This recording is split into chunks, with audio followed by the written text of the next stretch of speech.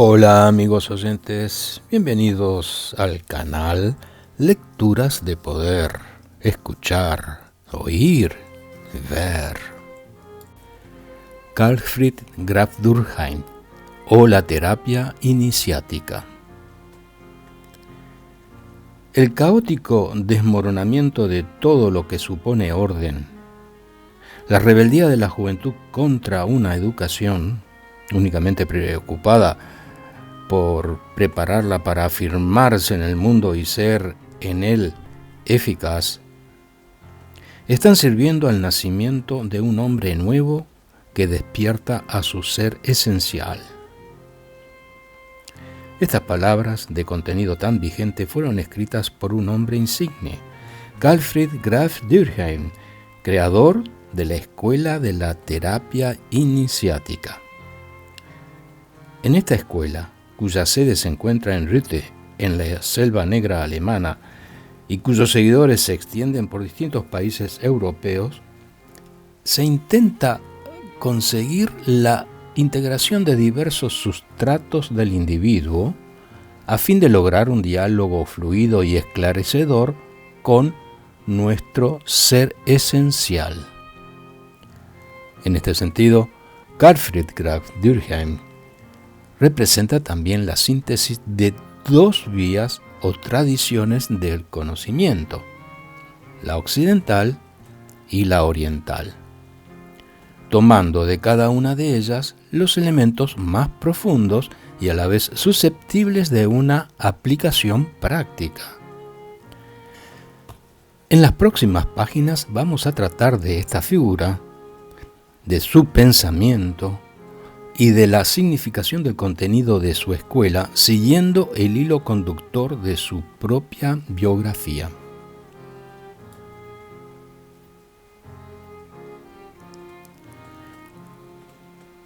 El joven abanderado.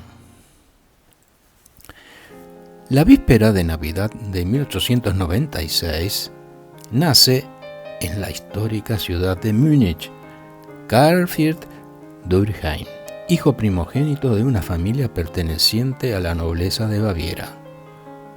Su infancia, de la que le quedarán recuerdos imborrables, transcurre en Steingarten, cerca de Coblenza, ciudad en la que cursará sus primeros estudios antes de pasar a Weimar, en donde concluirá su bachillerato de humanidades.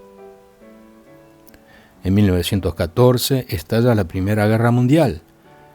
El joven Carlfried, que para entonces cuenta 18 años, sigue la tradición familiar y se alista como abanderado de infantería en el regimiento de Baviera, siendo inmediatamente trasladado al frente.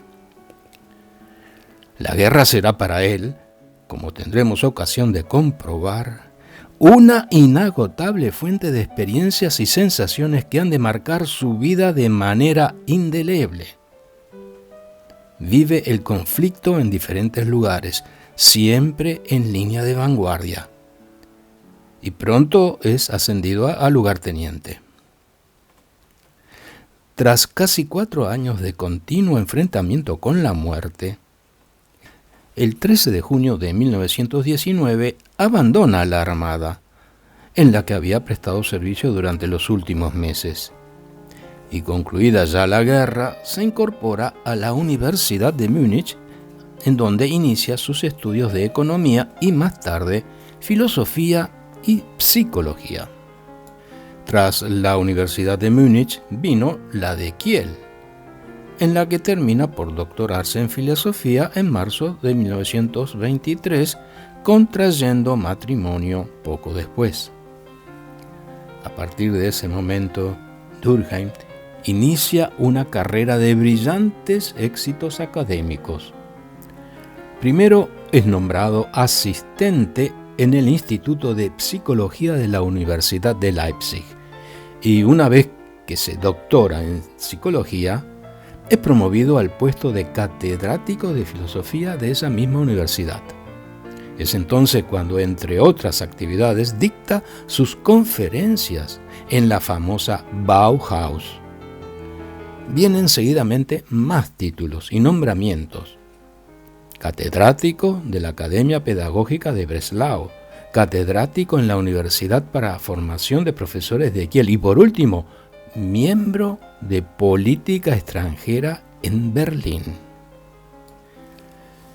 Empieza por esos años una actividad bastante distinta y, en cierta medida, paradójica, ya que es el gobierno de Hitler el que la promueve.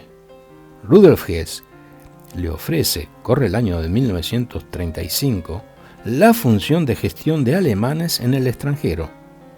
Esto le permite viajar con frecuencia al exterior, especialmente a Inglaterra. Pero, 2 años más tarde, su figura cae en desgracia y es apartado de toda actividad oficial.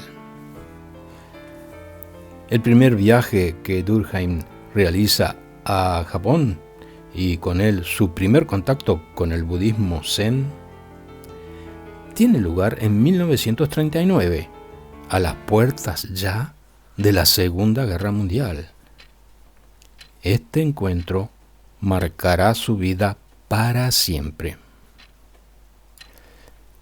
En ese mismo año muere su padre, heredando el título de conde, Graf. Tras una breve estancia en su patria, regresa a Japón, en donde inicia la enseñanza y la práctica del tiro con arco. Durante todo el conflicto mundial permanece en Japón y, una vez finalizada la guerra, vive una experiencia dramática e inesperada. Los americanos le arrestan y le acusan de espía nazi en Tokio. Casi 2 años habrán de transcurrir antes de que sea liberado y pueda regresar a Alemania, en donde conocerá a María Hippius, la que desde ese momento se convertirá en su más entrañable colaboradora y con la que se casará en 1988. Poco después de su regreso a Europa, Durkheim visita la pequeña localidad de Totmos en la Selva Negra. El lugar le resulta tan agradable que concibe el proyecto de fundar, asistido siempre por María Hippius, un centro de trabajos para el desarrollo integral del hombre. Este proyecto se hace realidad en 1950, creándose la Escuela de Terapia Iniciática. Tras casi 40 años dedicados en su totalidad a la enseñanza de su terapia y a la realización de sus obras sobre la misma, muere Durkheim en 1988, en el mismo mes en que había nacido, en la escuela de Totmos Rüte que había fundado y dirigido con tanta abnegación. Tras este sucinto repaso de su vida, vamos ahora a perfilar una existencia tan llena de contenido con mayor detalle. Recuerdos de infancia. Asegura Durkheim que sus primeros recuerdos se remontan a la lejana época de su más tierna infancia, más concretamente al año 1896, cuando aún no tenía siquiera 2 años de edad. Y cuenta, al respecto, que un día su niñera le tenía en brazos ante el lecho mortuorio de su abuela paterna. La atmósfera que envolvía la estancia, tan solemne y lúgubre, le impresionó en forma que jamás pudo olvidarlo, pues en medio de aquel silencio y penumbra se sentía atraído y repelido al mismo tiempo por la figura hierática que reposaba sobre el lecho. Todo aquello tenía para él una calidad, entre comillas, misteriosa e inquietante, que considera como su primera impresión de unión con lo fascinosum y lo tremendum, que caracterizan sustancialmente la esencia mágica de una experiencia. Aquella calidad intensamente vivida, dice, había hecho vibrar todos sus sentidos. Abundan los recuerdos de esos primeros años de su vida, en lo que las percepciones sensoriales le conmovían extrañamente, y a las que intentaba hacer revivir porque las sentía como algo verdaderamente importante y beneficioso. El ruido del pequeño riachuelo, el chasquido de un látigo, el olor de las hojas secas, la cuadra, los graneros, todo le afectaba profundamente, pues, como él mismo dice, el niño vive de forma más intensa que el adulto el campo de lo sensorial y que ejerce una profunda influencia sobre su inconsciente. Mención especial merecen también entre estos recuerdos tempranos la fascinación que sentía por los textos escritos, que creaban para él un mundo maravilloso de forma todavía incomprensibles. Muy niño era Durkheim cuando le pusieron en sus manos un fusil y le enseñaron a matar. Primero fueron ratones, después pájaros y conejos. Al terminar su bachillerato era ya un consumado cazador y obtenía el permiso de su padre para tirar a ciervos y corzos en las grandes cacerías familiares que tenían todo el significado de un rito solemne. Una terrible experiencia. Para su padre, siempre fiel a las tradiciones aristocráticas de un señor rural, la caza distaba mucho de ser un mero deporte. Preocupado por la educación de su hijo, aquella actividad formaba parte de lo que se tenía que aprender, no como un pasatiempo, sino como una acción responsable, en la que el cazador era al mismo tiempo un guardián y en donde existían unas leyes que jamás se debían quebrantar. La caza tenía además otro aspecto muy significativo. Constituía, afirma Durkheim, una experiencia de lo luminoso en el reino de la naturaleza. Su padre le había enseñado, por ejemplo, que no debía romper el silencio del bosque. De esa manera, inmersos en una quietud casi sagrada, se podían adivinar los infinitos murmullos de la naturaleza. También era obligado a proteger el relevo de buenas crías, eliminando a los parásitos, y se consideraba culpable al que hería a un animal que, enfermo o decrépito, se había refugiado para morir en su propia madriguera. Con el conocimiento y el respeto hacia estas leyes no escritas, el joven Durkheim fue autor de un hecho inconcebible. En cierta ocasión, disparó a toda una camada de ardillas, exterminando uno tras otros a todos los indefensos animalillos. Fue un movimiento incoercible, según dice, una especie de borrachera, de obnubilación, de impulso de matar por el simple placer de matar. Y una vez ejecutado el acto, sintió espanto y horror por sí mismo. Sin comprender todavía muy bien lo sucedido, salió corriendo para ocultarse y llorar tras un matorral por lo que acababa de hacer. Experiencias como esta le ayudaron más tarde a reconocer la parte abisal del ser humano, la cual, a su criterio, no es igual que el lado sombrío de esa misma persona. Si esto último es lo no vivido, lo no aceptado de la vida, lo abisal nos sitúa frente al, entre comillas, enemigo. Es algo que no se deja tratar en modo alguno psicológicamente, siendo una de sus formas de manifestarse lo que María Hippius denomina trascendencia negativa, algo que es superior a una simple proyección que se puede explicar por vía psicológica. Una inseparable compañera.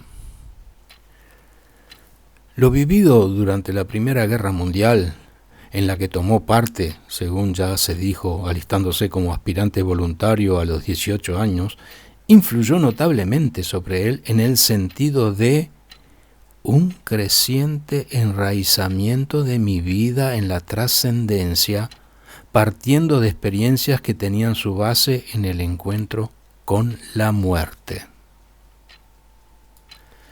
Y de nuevo sus evocaciones adquieren los tonos de una lucidez dramática. Dice: el primer muerto que vi era un francés, tumbado en una trinchera. El rostro del muerto, con sus ojos fijos, sin vida, muy abiertos, se volvía hacia mí con un horrible rictus. Una mezcla de repulsión y atracción me impedía huir, y a la vez me retenía allí, presa de una extraña fascinación. Finalmente, el hechizo de la vida se apoderó de mí y me liberó de tal situación. Entonces me sentí vivir con una intensidad que nunca había experimentado. De repente, vivir no era ya una simple evidencia, sino una plenitud irradiante, supranatural, en el trasfondo de la muerte, de la que yo acababa de sentir su destructora crudeza. Estas experiencias terribles, pero excepcionalmente clarificadoras, las volvió a vivir más tarde, en el frente de Verdún, en el fuerte de Douaumont, en donde era responsable de los heridos. Cuando uno salía de la zona de horror, dice, se sabía lo que era vivir, sencillamente vivir. La muerte, esa fuerza que despierta en el hombre el horror y las primitivas sensaciones de miedo hacia lo que considera como la nada, el anonadamiento, fueron para él durante la guerra una vivencia siempre renovada por la que la vida se le revelaba por primera vez en toda su plenitud. Cuanto mayor era su miedo, y asegura que tuvo mucho, mayor era el reconocimiento por la vida que volvía a encontrar después de haber atravesado por una zona de peligro o de haber logrado salir indemne de un encuentro con una patrulla nocturna. Y Durkheim confiesa que en aquel fondo de muerte sentía lo que vale la vida en el espacio y en el tiempo. La experiencia de la vida que le era de nuevo concedida a través de la presencia de la muerte no era una simple impresión de alegría por haber sobrevivido, sino algo mucho más grande, una especie de libertad sobrenatural. La conciencia absoluta.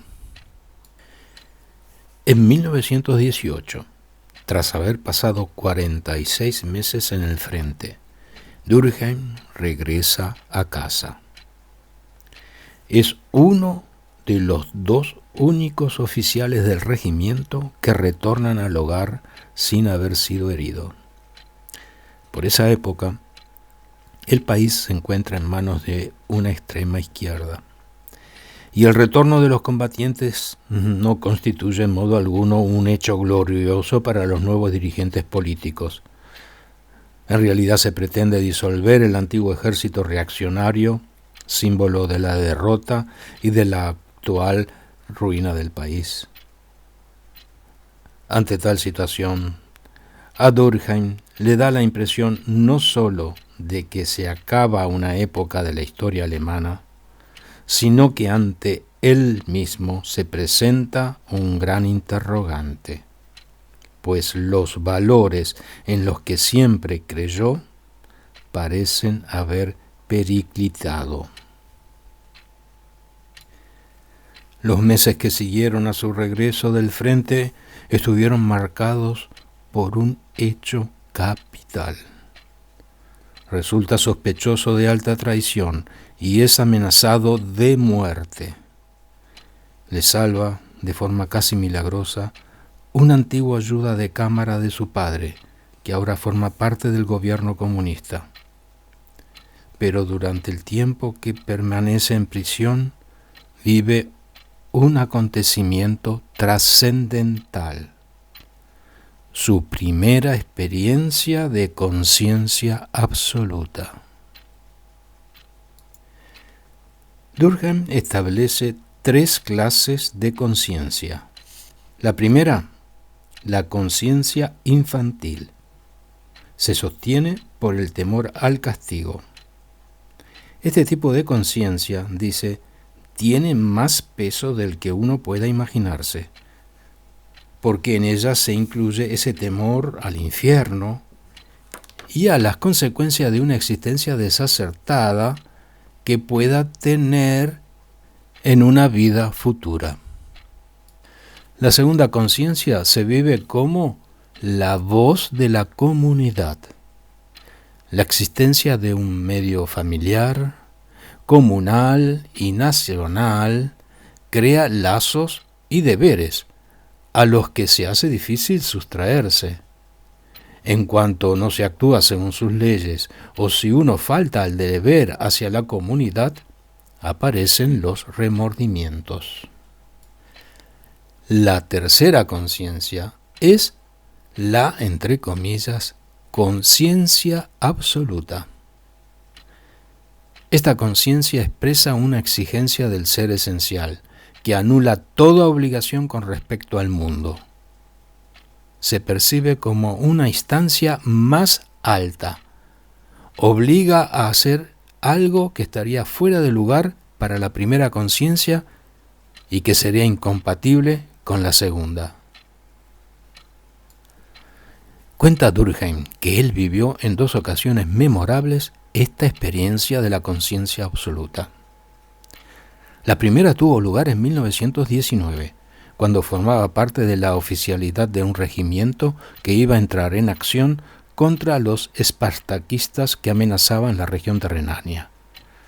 De repente, la penúltima noche anterior a la marcha, se despertó con una repentina convicción. Una voz interior le advertía perentoriamente de que su tiempo de soldado había concluido, que no debía seguir participando como tal. La voz que le avisaba de tal hecho sonaba de tal manera tan imperiosa que no admitía discusión alguna. Sin embargo, la situación que se le presentaba era muy dura para un oficial como él. Pese a todo, decidió obedecerla y renunció a su carrera militar. La segunda experiencia le sobrevino un año más tarde. En su calidad de hijo primogénito, debía heredar la propiedad familiar y administrarla. Al principio, confiesa, tuvo sus dudas, pero inmediatamente surgió la certeza indiscutible de que no debería hacerlo, de que le estaba destinado otro camino. Y a pesar de que sabía que su decisión causaría un gran dolor a su padre, cosa que hubiera deseado evitar a toda costa, rompió con su obligación familiar. La conciencia absoluta había hablado. Se forma el cuarteto. Es en estos años, en los albores de la década de los 20, cuando empezó a trazarse, aunque de forma todavía difusa, la tarea que le estaba encomendada en este mundo: el trabajo con los seres humanos en el sentido de contacto con el ser y la conciencia absoluta. La lectura del maestro Eckhart y la sabiduría que alberga la filosofía oriental desempeñaron en este sentido un gran papel. Desde el principio, Durkheim sintió la llamada de lo que él denominó el trabajo del hombre, una labor que representaba algo más que una mera pedagogía, o la formación de un nuevo ciudadano. Tampoco se trataba, como él dice, de una nueva forma de terapia destinada a restablecer la salud psicofísica. Este, entre comillas, trabajo debía realizarse tanto en el hombre sano como en el enfermo, pues se trataba, en definitiva, de un contacto personal con la trascendencia, una evolución hacia la madurez integral del individuo. Se formó entonces el primer grupo de instructores de esta singular terapéutica del alma, el cuarteto, como le denominaron sus propios componentes. Estaba integrada por la pareja Weinhand, Enya von Hattingberg y el propio Durkheim. Y este primer grupo se fue afianzando progresivamente gracias a los ejercicios y a la búsqueda compartida. La terapia consistía en aconsejar y establecer una serie de pautas de conducta con aquellas personas que iban a verles, atraídas por los mismos ideales. Se aplicaba una crítica recíproca ilimitada y una absoluta honradez. A los ejercicios se iban añadiendo las primeras prácticas, consistentes en examen diario de conciencia y otros ejercicios, en especial el del silencio y la meditación zen. Contactos con la psicología. Por estos años, los componentes del cuarteto deciden trasladarse a Kiel, en donde van a vivir juntos. Asimismo, juntos asisten a los cursos de filosofía de la universidad. Posteriormente, Durkheim pasa de la filosofía a la psicología. Pero aquí se llevó una gran desilusión, pues la psicología académica nada tenía que ver con la madurez del hombre, por la que él tanto se preocupaba, ni con la formación de lo que debería entenderse por, entre comillas, hombre nuevo. Sus discrepancias con el sistema de investigación psicológica que se llevan a cabo en la universidad no se hacen esperar. A pesar de ellas, realiza una tesis de índole puramente fenomenológica que titula Las formas de lo vivido, ensayo de una psicología de situación analítica, que lejos de ser rechazada es aceptada con toda clase de parabienes. En Kiel, después de su doctorado y posterior matrimonio, siguió interesado por la psicología del pensamiento. Pero pronto, como él mismo dijo, esa disciplina se le quedó corta. Y tras tener la oportunidad de escuchar a las figuras más importantes de la filosofía alemana del momento, decide liberarse cuanto antes de la universidad y de todas sus cortapisas. Para entonces se halla fascinado con la resolución del problema que le asedia: conseguir una unidad que abrace y englobe todas las cosas dándoles forma, una unidad cuyas leyes lo ordenen todo. Era así como, él mismo después lo confesó, el misterio del ser trascendental tendía a penetrar en su alma.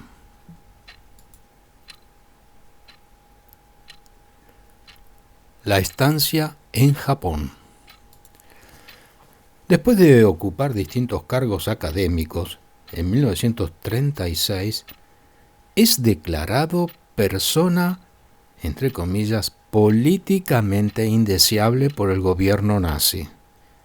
Es expulsado del puesto oficial que se le había asignado en el centro Ribbentrop y se trata de enviarlo lo más lejos posible de Alemania. El destino que se le busca es Japón, país en donde permanecerá, salvo alguna corta interrupción, 10 años, de 1937 a 1947. Esta larga estancia en Japón, y de manera muy especial su encuentro con el budismo zen, fueron para él la mayor aportación de conocimientos en relación con la teoría y práctica de una terapia iniciática. Dice Durkheim que su profundo conocimiento del maestro Eckhart le facilitó el camino hacia el Zen, porque se pregunta, ¿qué enseña el Zen? Que en su naturaleza original, cada uno de nosotros somos Buda. Llegar a una madurez que libere en el hombre la naturaleza de Buda requiere la muerte del yo y la experiencia del ser esencial. De lo que se trata, por consiguiente, es de perforar la coraza de las representaciones ya establecidas y de los conceptos habituales para así poder percibir la presencia de esa naturaleza de Buda que, de modo individual, nos religa a todos los seres. Pero en sí misma esta experiencia no es nada. Es preciso que a ella vaya ligada una transformación. Esta transformación es la que dará firmeza a una actitud del hombre en su totalidad, haciendo de una experiencia pasajera del ser un contacto sólido y permanente con la naturaleza del Buda. El espíritu del Zen. Este es el fin del ejercicio que se utiliza para preparar la gran experiencia del ser. Así pues, el objetivo del ejercicio es doble. Primero, como una preparación a una posible experiencia del ser. Y luego, como una transformación que convierta al hombre en testigo fiel de ese ser que la experiencia vivida ha despertado en él. Porque, y esto es sumamente importante recalcarlo, el vivir un estado de iluminación no implica el haber despertado. En el Zen, como pronto pudo comprobar Durkheim, hay toda una serie de ejercicios o disciplinas muy variados que tienen por único objetivo abrirse al ser esencial o a la naturaleza del Buda, como se prefiera, siempre y cuando se practiquen según el auténtico espíritu Zen. Durante la estancia en Japón, el futuro fundador de la terapia iniciática tuvo ocasión de practicar, además de la meditación, el zazen, tiro con arco y el dibujo. También le sorprendió que existieran tantas y tan diversas artes: danza, canto, karate, arte floral, aikido, marionetas, etc., utilizadas para conseguir esa meta única de la que ya hemos hablado.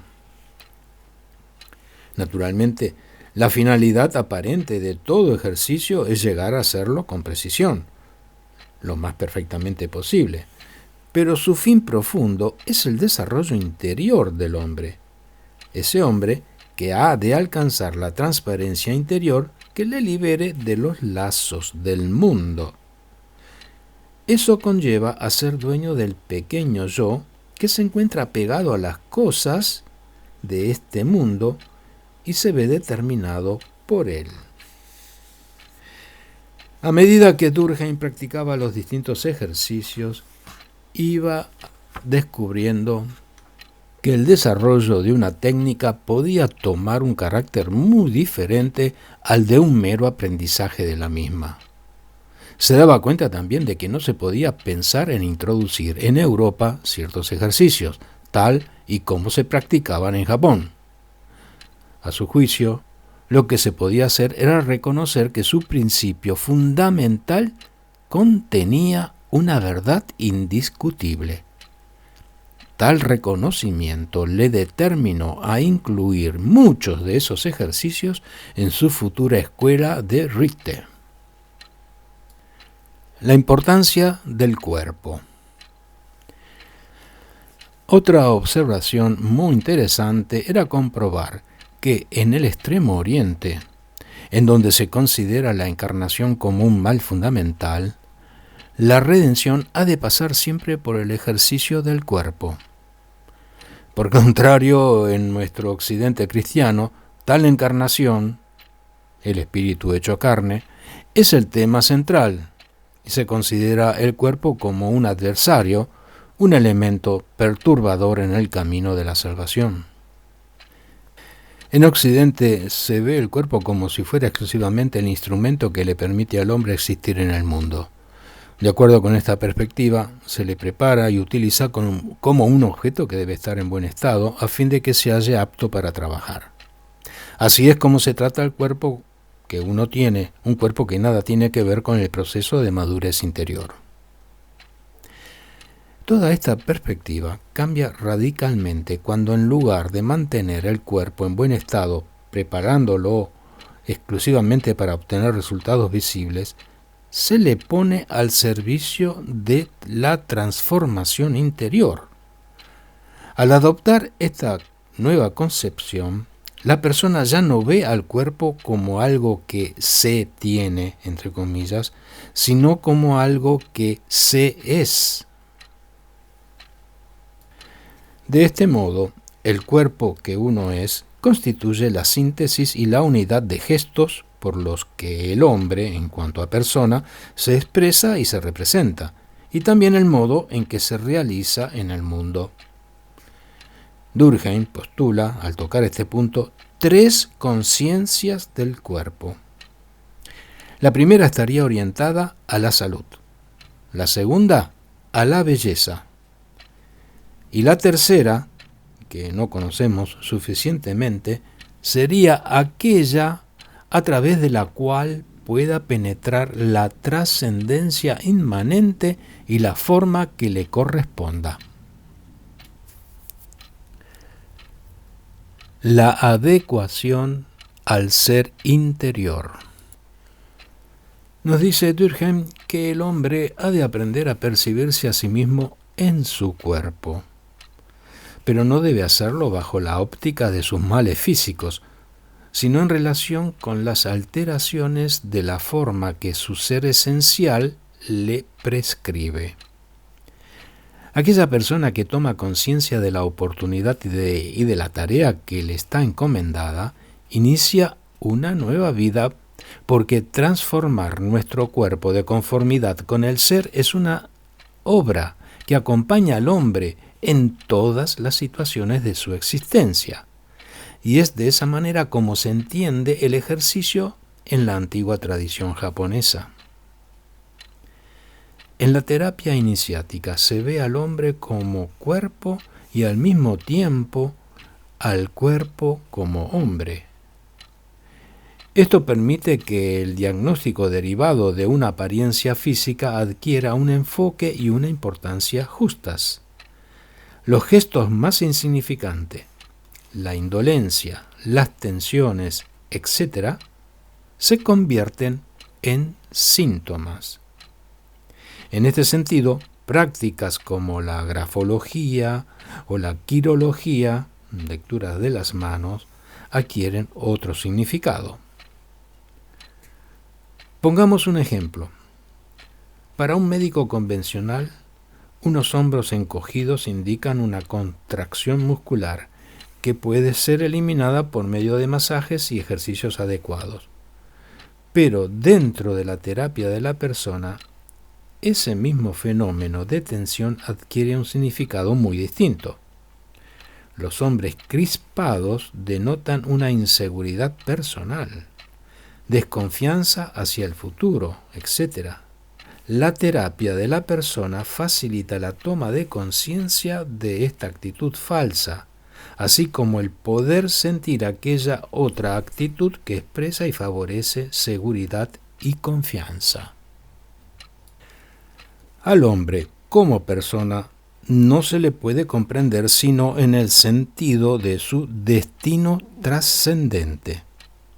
Por eso, la única forma justa de situar y de tratar el cuerpo que uno es es la de considerarle en su cometido de instrumento de la maduración humana en su totalidad, afirma Durkheim.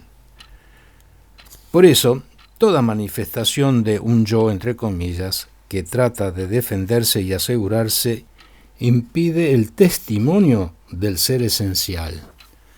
Toda actitud personal, toda fachada que esté disimulando el auténtico sujeto, una entonación de voz falsa, una mirada poco diáfana, una compostura artificial o abandonada, son reflejos claros de la inadecuación del individuo a su ser interior. El jara. Es este punto, el jara, algo tan importante para la integridad del individuo, que Durkheim no dudó en escribir un libro sobre el tema. También en esta ocasión vale la pena atenerse a su propio relato. Y dice: mi descubrimiento del jara está ligado a un acontecimiento preciso. Un día, en Tokio, me encontraba en la cama. Me sentía muy irritado con cierta persona y no paraba de dar vueltas y vueltas, hallándome en ese estado miserable en el que una mezcla de impotencia, rabia y deseo de destrucción se habían apoderado de mí. De repente me acordé de haber leído que en casos así, el japonés deja sencillamente que su yo, entre comillas, baje al vientre. No sabía muy bien qué era eso, pero lo intenté. Y aquello funcionó. De pronto estaba en calma. En alguna parte existía un mal hombre que sin duda merecía una lección, pero ya no me concernía personalmente. Y sigue diciendo que, en vista de lo que le había sucedido, se puso a buscar a alguien que pudiera informarle sobre el tema. Pero lamentablemente la tarea no fue fácil, porque en Japón no existen libros sobre el jara. Y de hecho, y como dato verdaderamente anecdótico, Durkheim escribió un libro sobre el tema que fue rápidamente traducido al japonés. Para un maestro japonés, la finalidad de todas las artes es, en definitiva, encontrarse centrado en el jara, porque el jara es una actitud global del hombre, un anclaje en el verdadero centro de su cuerpo, desapegándose de su pequeño yo. Y al estar todo en él enraizado en otro lugar que no sea el yo, se encuentra libre para entregarse a lo que tiene que hacer en el momento presente. Nada puede detener en él la corriente de la fuerza universal de la vida, ni nada puede impedir que viva plenamente su propia trascendencia. Por ese motivo resulta capital en la vía del desarrollo interior aprender a permanecer en el jara en todo momento de la actividad diaria, a tomar el mundo, formarlo y soportarlo partiendo de este medio. Una fisioterapia especial. Para Durkheim es de suma importancia que en toda terapia física el terapeuta maneje el cuerpo de su paciente como una prolongación de su propia persona y no como algo separado de ella. Él mismo confiesa que era consciente de que, al no ser médico, no era de su incumbencia al realizar un tratamiento físico en el sentido habitual del término. No obstante, también sabía que si se llega a comprender el cuerpo como una auténtica síntesis individual, como una unidad de gestos en la que se presenta la persona, se puede abrir la puerta a una nueva forma de tratamiento poco conocida del médico convencional, que suele ocuparse exclusivamente del cuerpo. Este tipo de tratamiento tiene poco en común con la consabida cura médica. Pero de la misma manera que un apretón de manos es algo distinto a un mero tocamiento, también hay formas de manejar el cuerpo que tienen poco que ver con un masaje. Y precisamente sobre la técnica del masaje, Durkheim advierte que el fisioterapeuta debería tomar en sus manos no un simple cuerpo, sino a un hombre en su totalidad, y que tal acción debería estar dominada por el amor. Así, por ejemplo, al realizar un masaje es necesario tener mucho cuidado con la respiración del paciente, pues el tono corporal no es el mismo cuando se inspira que cuando se expira. Y de la misma manera, un paciente contraído es bien distinto a un conjunto de músculos en tensión. La causa de esa contracción se halla en la psique de la persona y no bastan unos simples ejercicios para hacerla desaparecer. Y dice, estoy convencido de que en pocos años toda terapia tendrá muy en cuenta el tratamiento del cuerpo físico. El tratamiento magnético. Otro aspecto de la terapia que se practica en la escuela es el tratamiento magnético. Y si bien el propio Durkheim estaba seguro de que la aplicación de tratamientos magnéticos en manos inexpertas podía dar resultados muy poco convenientes, entendía que hay gestos del magnetismo que pueden procurar sorprendentes resultados que no tendrían por qué ser exclusivamente psíquicos. Ciertos síntomas indican que un sistema de finas vibraciones se halla en mal estado en el paciente, bloqueando la corriente de la fuerza que se conoce en Oriente con el nombre de prana en la India o ki en Japón. Si existe alguna deficiencia o debilidad, esta fuerza no entra en el paciente, y si hay algún bloqueo, no fluye. En cuanto se vuelve a poner en orden el sistema defectuoso, el hombre se expande de nuevo, la contracción cede y el síntoma desaparece. Este es solo un aspecto de los resultados del tratamiento magnético. En otras ocasiones se logra hacer desaparecer también fenómenos de despersonalización. Las experiencias del magnetismo nos permiten comprobar que junto a los sistemas físico y psíquico hay un tercero que afecta a lo que se llama cuerpo etérico. Este último concierne a la presencia de fuerzas cósmicas de carácter transpersonal. Separarse de esas fuerzas produce enfermedad. Por el contrario, abrirse a ellas forma parte de la verdadera salud del hombre íntegro.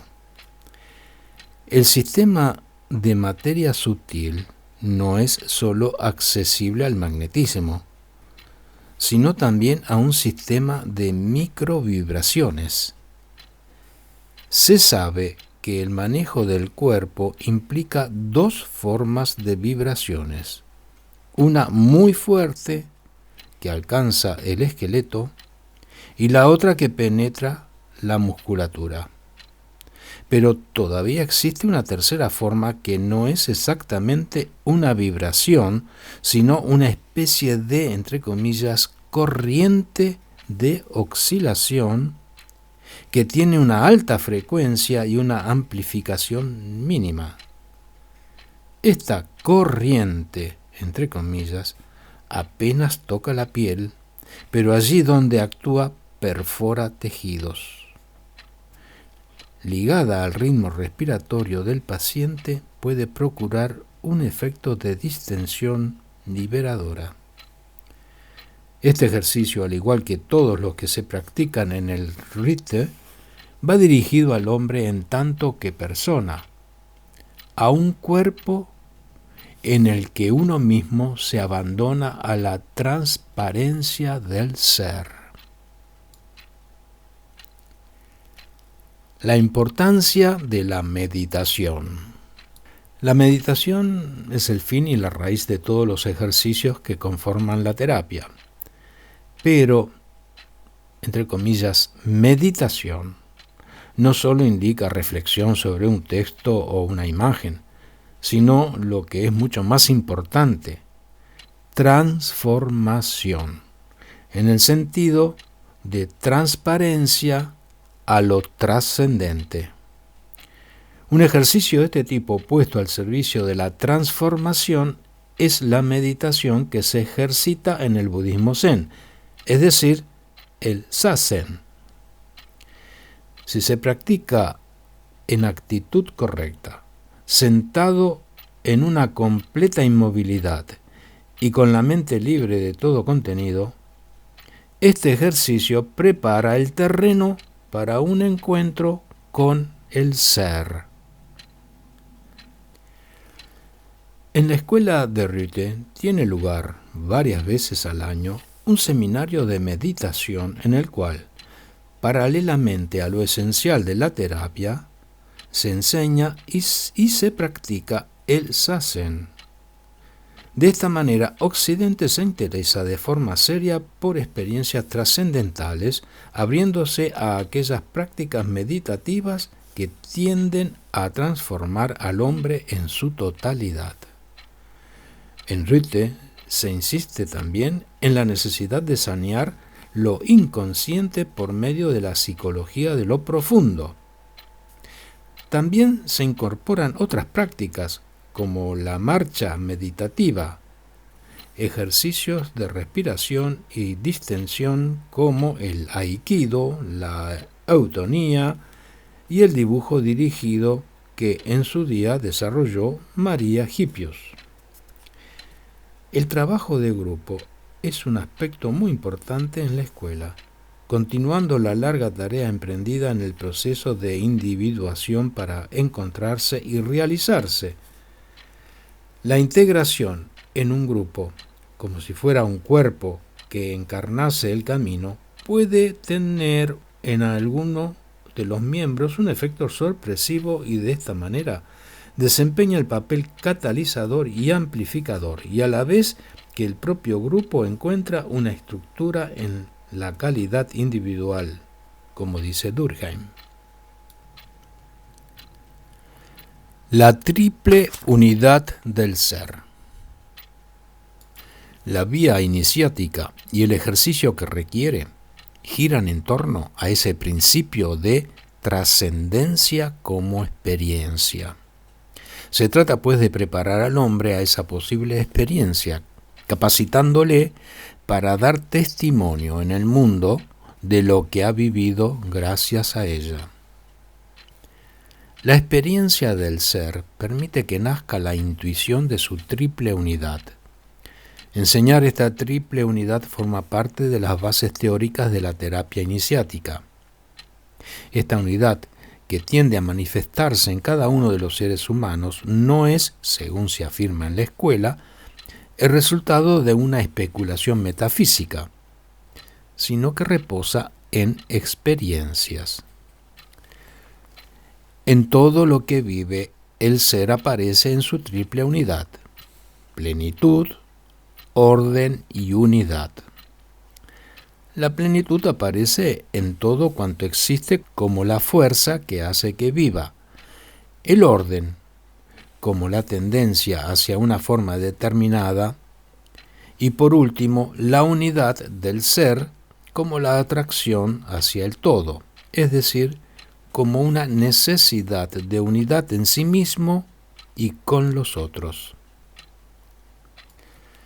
En el hombre sucede igual. En él, la triple unidad del ser aparece también en tres formas de conciencia: la de su propia fuerza, la del valor de sí mismo y la conciencia de pertenecer a un, entre comillas, nosotros. Pero la conciencia de sí mismo adquiere un sentido muy diferente si el hombre fija sus raíces en un yo determinado y encadenado solo por el mundo, o si por el contrario, se arraiga en el ser absoluto. Si el hombre se construye solo en su yo, el sentimiento de su fuerza dependerá de lo que tenga, sepa o pueda. Pero todo esto cambia si en realidad se es, porque entonces su fuerza se consolida en el ser esencial. Los fines de la terapia iniciática. Una gran parte de quienes llegan a Rite vienen a nosotros porque han vivido una experiencia del ser y están buscando a alguien que se la reconozca y esclarezca. Demandan también un camino por el que vayan, siendo alguien que se mantiene en constante contacto con la verdad que por un instante han podido vivir de forma irresistible. Estas son palabras de Durkheim que sintetizan los objetivos de su terapia, porque todos los ejercicios y prácticas que en ella se llevan a cabo tienen por único fin abrir al hombre a la trascendencia de su ser esencial. Naturalmente, resolver los problemas de tipo neurótico de un individuo es, en mayor parte de los casos, la condición previa a un contacto con el ser, y el saneamiento del terreno por medio de la psicología de lo profundo representa un componente indispensable de la terapia iniciática.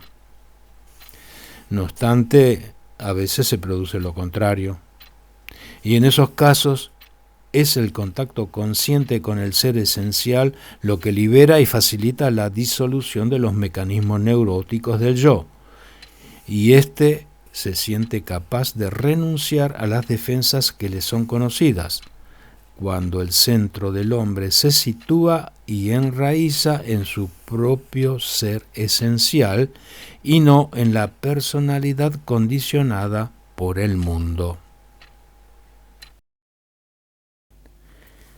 Gracias por escuchar hasta el final de este audio video. Si les gustó, reenvíenlo a sus amigos. Colaboran así en el diseminar este valioso conocimiento.